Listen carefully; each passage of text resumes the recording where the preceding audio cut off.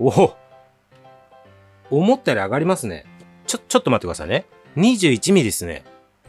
こんなに上がる？もう、1センチ以上、全然上がってますね。14ミリなんで。で、ちょっとこれ今試してみると、こう当たらないぐらい。そうですね。こんな感じで。こんにちは、レイウッドです。今回はですね、こちらですね、C シリーズ専用メタルリンケージアクスルトラスセット。こちらについてご紹介と、あとは実際の組み立て、組み付けですね。これをやっていきたいと思います。で、これ結構問い合わせ多かったんですけど、C34 用はあったんですよね。で、これ C14 とか、あと C24 系ですね。それに使えるこの足回りをメタル化するパーツはないんですかっていうお問い合わせ結構あったんですよ。で、それがやっとですね、出ましたという感じなんですね。で、ちょっと意外と説明がいろいろあるんですけど、まずですね、このシャフトがめちゃくちゃいっぱい入ってるんですよ。このちょっと曲がったやつとか、まっすぐなやつとか、すごいたくさん入ってるんですけど、これなんでかっていうと、C34 と、あとは C1424 系、それらのですね、この使うシャフトっていうのが違いまして、実は、今回その、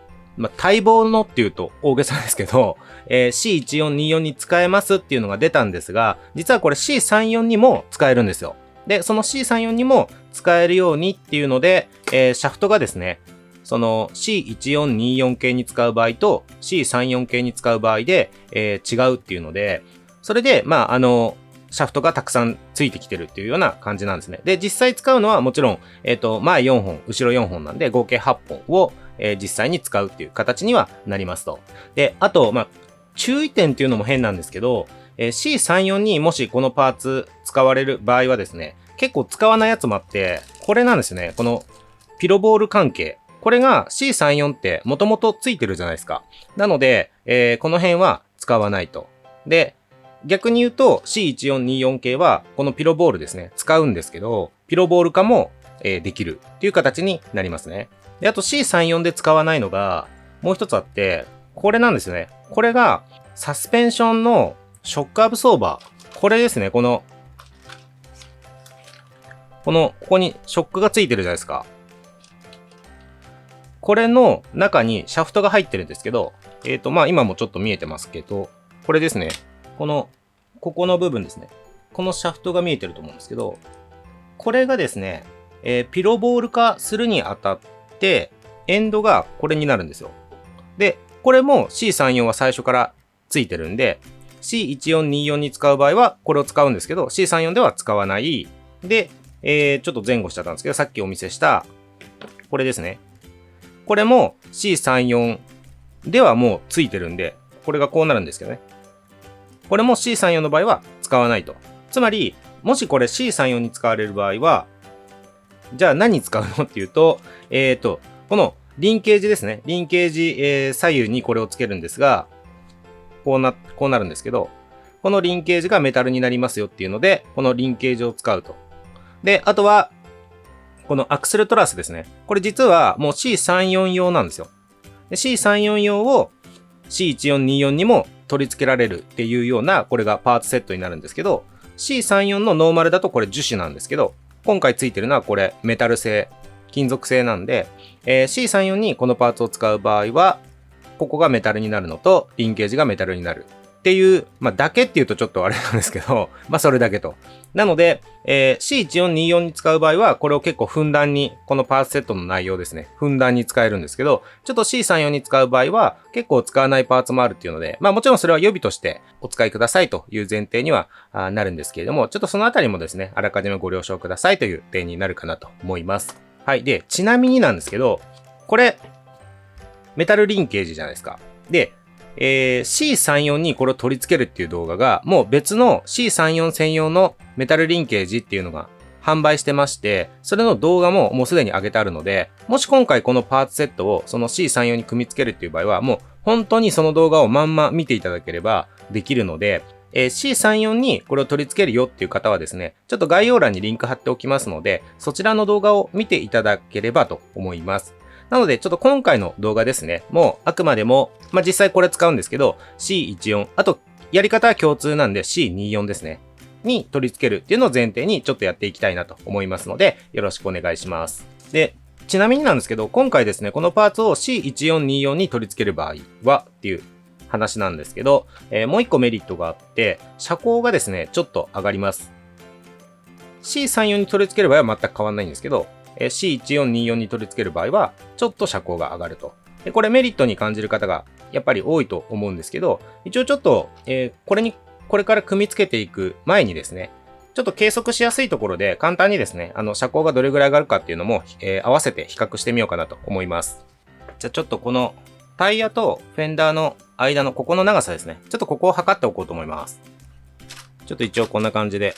動かした後に自然な状態ですね。この状態で、ちょうど8ミリですね。はい、じゃあもうあとは実際の組み付けですね。やっていきたいと思うんですが、もうとにかくやっぱりばらさなきゃいけないですね。ボディを外します。当然足回りの変更なんで、だいぶばらす感じにはなるんですけど、で、今回使うこの車両なんですけど、足回り、メタルアップグレードパーツセットに換装済み、あとは2スピードミッションに変更済みっていうような仕様になってます。ただ、もちろんノーマルでも組み付けは可能なんで、どっちかというと、今回この仕様になってる車両を使うっていうのは、2スピードミッションつけていても取り付けができますよっていう、まあ、ちょっとその見本になるようにっていうのも兼ねて、やろうかなという感じで考えてます。2スピードミッションってここのギアボックスめちゃくちゃでっかくなるんで、ノーマルに比べてですね。で、それでも、ここをちょっと避けるような感じで、ちゃんとリンクの取り回しができるようになっているので、まあ、そのために、これが、こう、斜めになってるんですけどね。ちょっとそれも、見ていただきたかったので、今回は2スピードミッションつけた車両でやります。もちろん、ノーマルのギアボックスでも大丈夫です。で、ボディの取り外し方はもう他の動画でかなり何度もやっているので、今回は飛ばしちゃいますけれども、もし、わからないよっていう方、で、その動画ちょっと見つけられないんだけどっていう方は、コメント欄からご質問いただければ、リンク貼りますので、もしそういう方いらっしゃったら教えてください。はい、じゃあまずこんな感じでボディを外しましたと。で、ここからですね、今回このショックも触るんで、これも外さないといけないですね。で、ここも外していきます。このデッキですね。で、これちょっと、メカも載せ替えてあるんで、ここ穴開いてますけど、もちろんノーマル状態でも、やる作業は変わらないですね。で、ここからなんですけど、今回はここもう全部ごっそり乗っちゃってるんで、こことここ、あとは反対側のこことここですね、を外して、もうここをガサッと取っちゃおうと思います。で、これノーマル状態だと、もしかしたらこの基板とサーボだけ外した方が楽っていう場合もあるかなと思うので、ちょっとそのあたりはやり方ですね、お任せします。サーボのリンクですね、これ外しといて、そうすると、ここが外せると思うんで、ここ外して、で、このまま作業しちゃってもいいとは思いますけど、ちょっと今回見せづらくなっちゃうんで、動画で。この辺も外しますね。はい、とりあえず、こんな感じの状態、ここまでばらしました。これで、特にフロントがアクセスしづらかったんですけど、このショックですね、アクセスできるようになったと。で、ここからもうリンケージの交換になりますので、もう全部ごっそり変わるんで、一旦ですね、もう全部外しちゃいます。ここも外しますし、このショックですね、ショックも外します。はい、もう、このすっからかんですけどね、もうこの状態ですね。ここまでばらして、で、フロントもリアも足回りですね。こんな感じでごっそり全部外したっていう状態。一旦ですね、ここまでばらしていただきます。じゃあ、ここで一旦、リンケージ類、一通りちょっと作ってしまおうと思います。はい。で、ここでちょっとパーツいっぱいあるんですけど、ご用意いただきたいのが、このまっすぐのシャフト。これを4本。4本ですね。と、この曲がったやつ。これも4本。はい。これ4本ですね。で、シャフトが合計8本用意できたと思うんですけど、ここにですね、このロッドエンド、これをどんどん取り付けていくと。で、ここで問題になるのが、長さですよね。長さをどうしたらいいかっていうので、ちょっとこれ、人によって考え方、作り方、まあ、いろいろあるんで、もちろん自由です。ご自身でお好みの長さにしていただければいいんですけど、もちろん、全くわかんない状態だと、一体どういう長さにすればいいんだっていうのがあるので、あくまで目安でちょっとお伝えするんですけど、ちょっと作っちゃった方が説明しやすいので、一旦、このまっすぐなやつと曲がったやつ、それぞれ1本作りますね。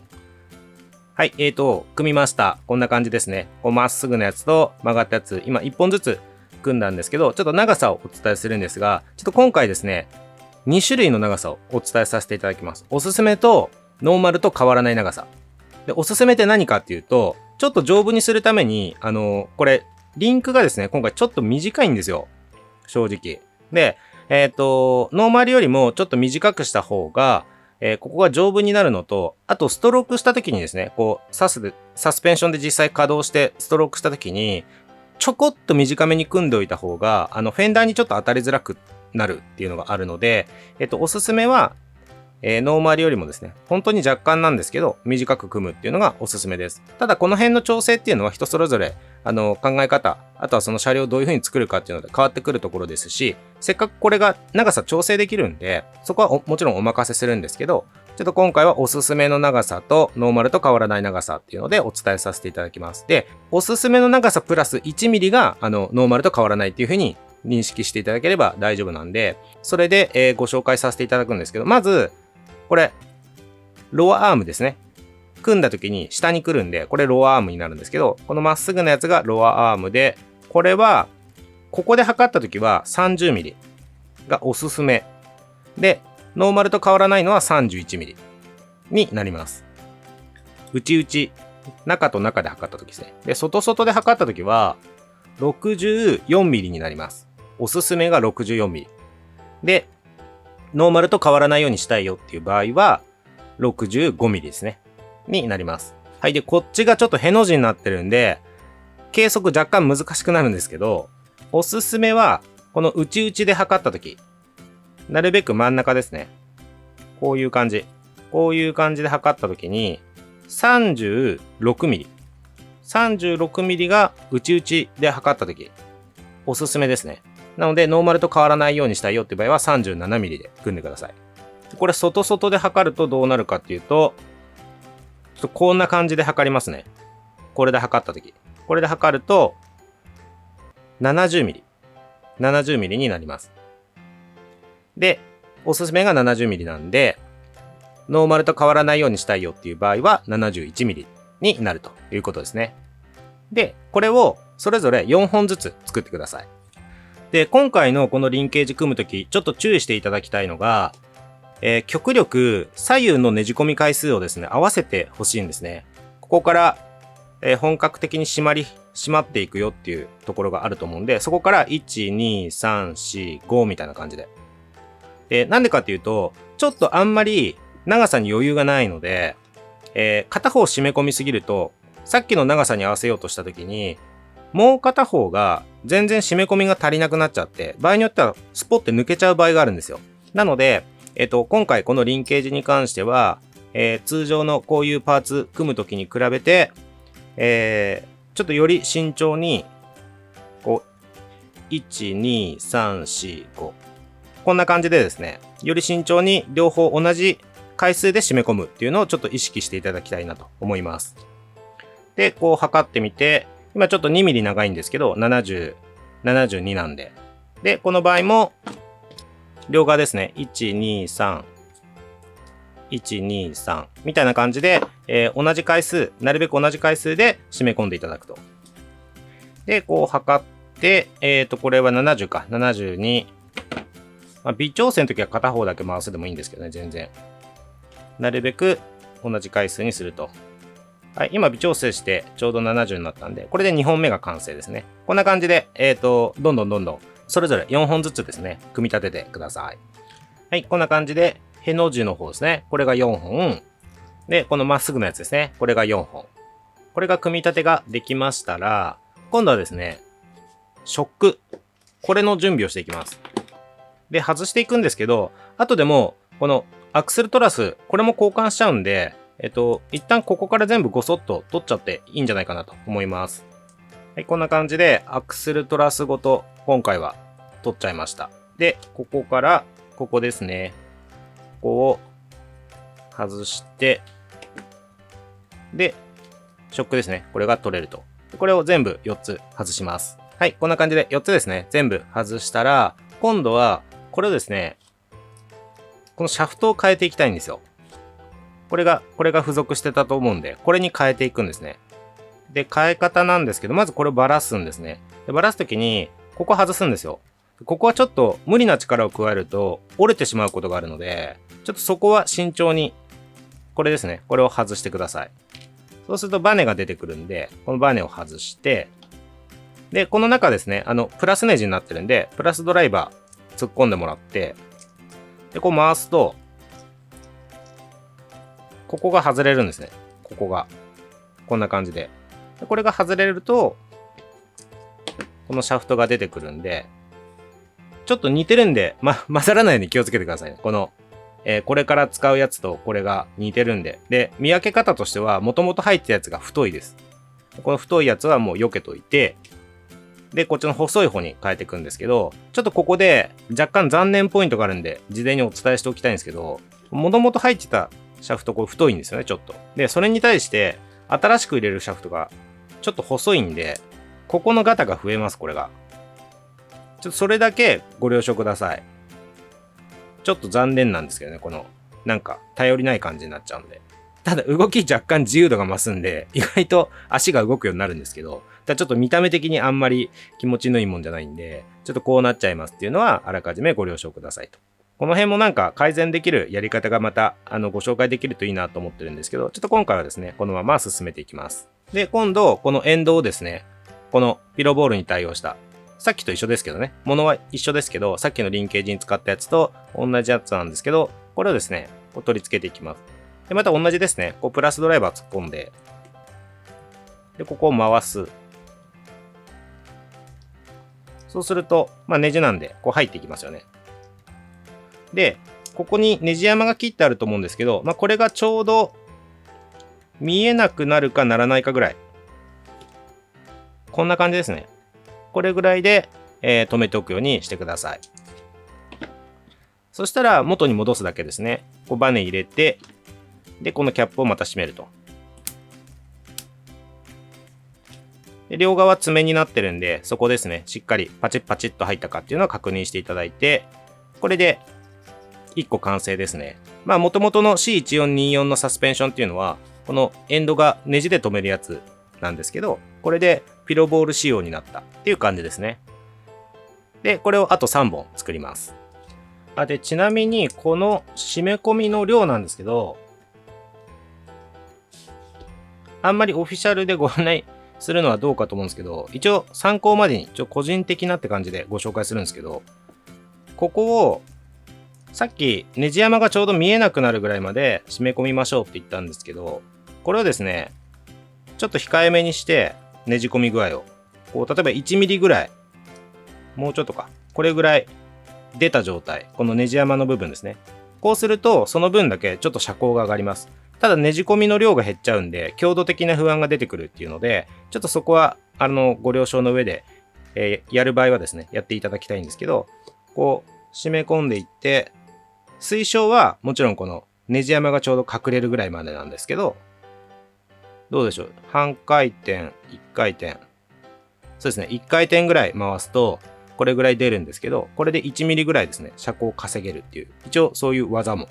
ありますよっていうご紹介です。今回は普通に組みますね。はい、これでショックが4本ですね、組めました。で、あとはもう組み立てていくだけっていう感じなんですけど、じゃあまずこのアクセルトラスに、このリンケージですね、これを取り付けましょうか。まずですね、このタイプのピロボール、この形のやつですね、これを2つ、このへの字のリンクの長い方、こっちにですね、先に入れちゃいます。こんな感じですね。これも他の動画でよくご紹介してるんですけど、この時点でちょっとここの動きがきついようだったら、ここ自由にスルスル動かないといけないんですよ、本来。で、ここがきついようだったら、このペンチでちょっと締めてください。こうやって、ギュッギュッギュッって。ここをギューッと締めると、動きがそれだけでかなり軽くなると思うんで、で、ここがこうある程度スルスル動くようになったのを確認して、ちょっともう一個やりますね。で、今このピロボールを入れた方をここにこんな風に通します。で、反対側も同様にこう通して、で、このナットですね。このナットで、こう止めます。で、こんな感じで締めていただいて、そんなアホみたいな力で締める必要はないんですけど、ある程度の力でギューッと締め込んでいただいて、で、この形になるようにしてほしいんですね。この形。この状態ですね。で、なおかつここがこうプランプランと動くような感じですね。これが望ましいです。この時点でまだここの動きが硬いようだったら、ここですね、こうギュッギュッギュッと締めて、軽くなるように、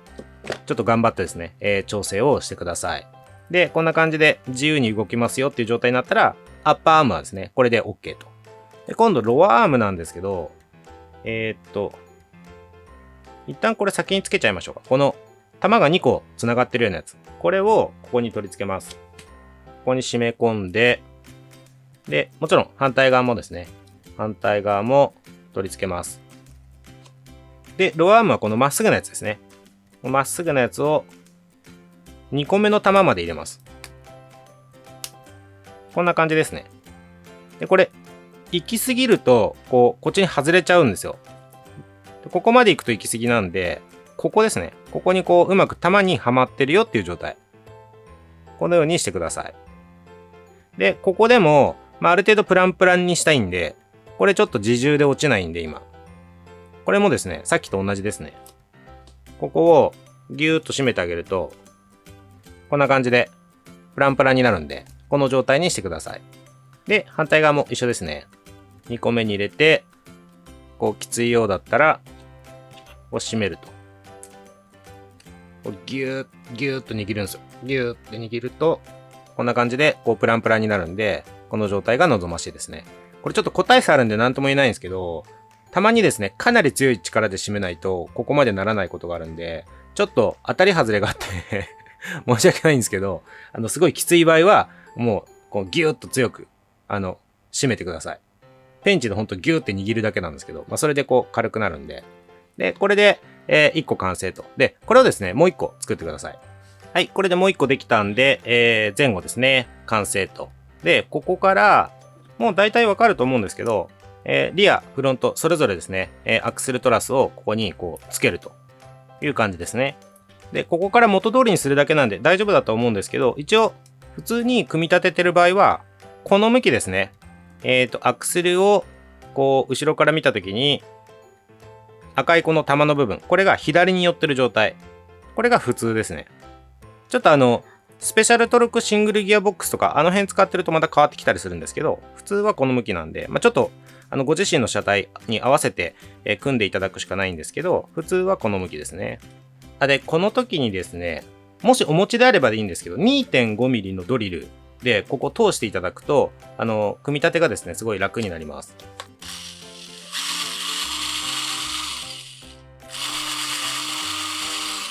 こんな感じで、ちょっと広げてあげる感じですね。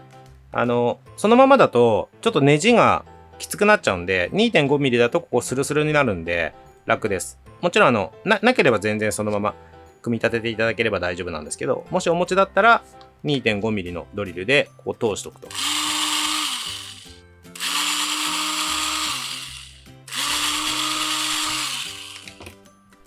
はい、これでリアが取り付け完了と。で、フロントも一緒ですね。元通りにしていきます。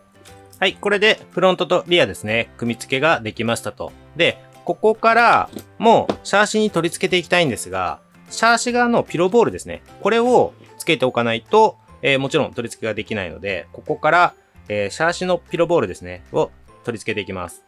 例えばこちら側だったら、ここですね。1、2、3、4。で、反対側も一緒。合計8箇所ですね。に取り付けるんですけど、ちょっと1箇所やってみますね。はい。じゃあまず、ここから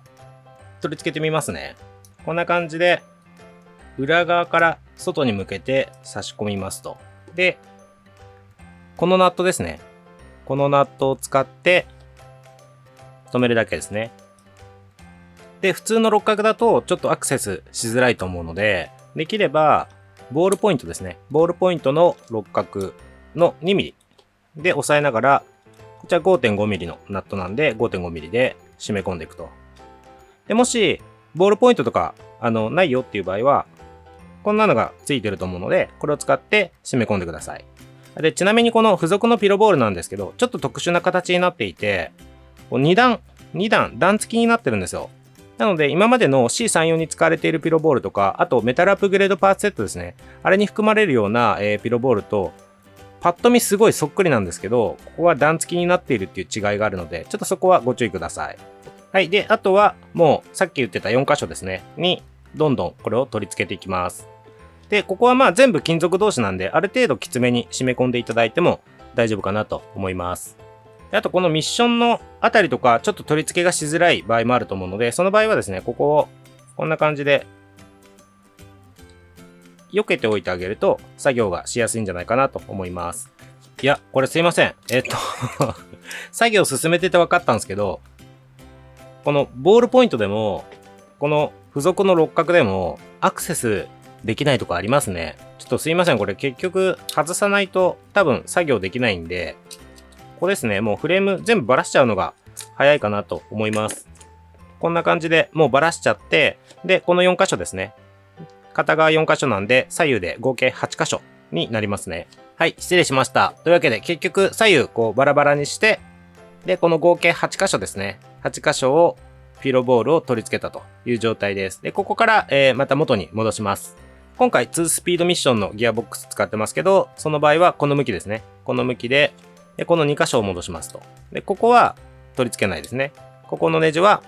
後からボディを取り付けるのに使うんで、ここは取り付けないと。で、反対側も一緒ですね。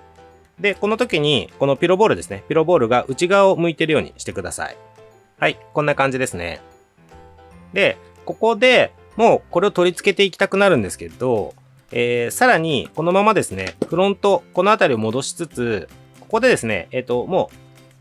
ショックアブソーバー、これも戻してしまいます。フロントはここですね。ここに3つ穴が並んでると思うんですけど、その真ん中ですね。真ん中に戻すんですが、これ他の動画でもよくお伝えしてるんですけど、ここで締め付けすぎると、これの動きが悪くなっちゃうんで、ほどほどのところで、これぐらいですね、こう、ちょっとガタがあるぐらい。そうすると、ここにこう自由度がある状態になるんで、これ以上締めると、ここがですね、こう、動きが悪くなってしまうので、そこは注意しながら組み立ててください。はい。で、リアはここですね。ここに取り付けますと。で、この時点で、フロントのこのデッキですね。これも戻してしまいます。はい。こんな感じですね。ここまで戻しました。で、ここから、あとは、この足回りですね。このアクセルを取り付けていきます。この辺はもう大丈夫だと思うんですけど、もちろんこのアームですね。このアッパーアームをこの上側に、で、ローアーム、下のアームをこっちに取り付けていくと。なので、このへの字に曲がってる方が、これの内側のピロボールに取り付けるっていうことになりますね。ここはもうこうパチパチっと止めていくだけです。で、この時に、例えばアッパーアームから取り付けたという場合は、次に続いてこのローアームを取り付けると思うんですけど、この時にですね、このプロペラシャフト、これを通しておきます。このプロペラシャフトを通して、こう取り付けますと。で、ローアームならローアームを、アッパーアームと一緒ですね。同じようにパチッと、ここにはめ込むと。今これリアですけど、こんな感じですね。こんな感じで。で、この時にですね、もし自重でこれがこう落ちないぐらいきつかったら、こっちは調整してるはずなんで、こちら側が重くなってるはずなんですね。これがこう、持ち上げてストンと落ちない場合。その場合はちょっと動きが渋いので、他の場所と一緒で、ここをちょっとかしめて、ペンチでギュッギュッとつまんで、動きを軽くするように、してみてください。で、あとは、ここに、ショックですね。ショックを取り付けて、反対側も一緒ですね。ここに取り付けて、このピロボールが2連になってるところですね。ここに、こう取り付けると。こんな感じです。で、一応この時に、このへの字の向きですね。もう大丈夫だと思うんですけど、ここがちゃんと、例えばこの2スピードミッションをつけてる場合は、ちゃんとそれを避けている状態になっているか。このへの字がですね。避けているかっていうのを確認しながら取り付けてください。でもし向きがおかしかったら、これこのままこうやってやると、向き変えれるんで、こう一番開いてる状態。これがこのマシンじゃないかなと思います。で、続いてフロントも同様ですね。同じように取り付けていきます。はい、こんな感じでフロントもですね、同様に取り付けました。で、もうここからは本当に元に戻すだけで、これは車種にもよると思うので、ちょっと飛ばしちゃいますけど、ここからですね、ボディを元に戻していきます。はい、というわけで、ボディですね、元に戻しまして、タイヤもつけたという状態で、もうこれで完成になりますと。で、あとは、車高ですね。これ多分、目に見えてはちょっと難しいかもしれないですけど、ここですよね。ここ見ると多分ちょっとわかると思うんですけど、結構車高上がってると思います。で、実際にですね、最初にここ測ってたので、またここ改めて測ってみたいと思います。どれぐらい変わってるかですね。じゃあ、またちょっとこう、フリーにして、こんな感じにして、で、測ってみます。おお、思ったより上がりますね。ちょっと待ってくださいね。21ミリですね。こんなに上がる？ちょっと、改めて車高上がるなと思いつつも、改めてしっかり測ったのが初めてなので、ちょっと普通にびっくりしちゃったんですけど、あれこれ8ミリでしたよね。8ミリから21ミリなんで、14ミリも上がりますね。ちょっと上がりますじゃなくて、めちゃめちゃ上がりますね。ちょっとこれ、すいません。あくまで参考値ではあるので、必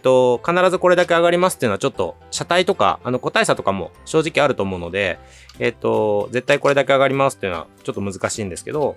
今回の場合で、8ミリ、ここの隙間ですよね。ここの隙間が8ミリだったのが、21ミリになってるんで、もう、1センチ以上、全然上がってますね。はい。これ多分一番大きい影響がこれですね。このノーマルのこのアクセルトラス、ここから、本来 C34 用のアクセルトラスの、メタルのパーツにはなるんですけど、C34 用のアクセルトラスに変わってるっていう、他の各部の構造もちょっと変わってるっていうのももちろんあるとは思うんですけど、元々に比べると車高がかなり上がるということも言えるかなと思います。車高を上げたくないよっていう方よりは、上げたいよっていう方のが、多分、特に C14 とか C24 の場合は車高を上げたいっていう方が、正直ほとんどだと思いますので、これもちょっと副産物的な感じではあるんですけど、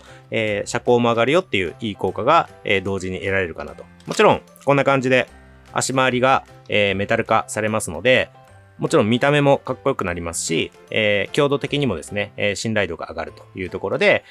かなりおすすめのパーツかなと個人的にはですね、思います。ちなみにこれ、車高がかなり上がったんで、C14 とか24って、お持ちの方ご存知だと思うんですけど、ここフルストロークさせると、ここ当たるじゃないですか。フェンダーカットとかしていない限り。で、ちょっとこれ今試してみると、これ今構造上、マックスまで足上げてる状態なんですけど、ギリギリ、こう当たらないぐらい。